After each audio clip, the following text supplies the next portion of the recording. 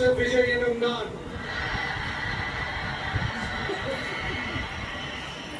தமிழ்நாட்டு அரசின் முதலமைச்சர் என்ற முறையில்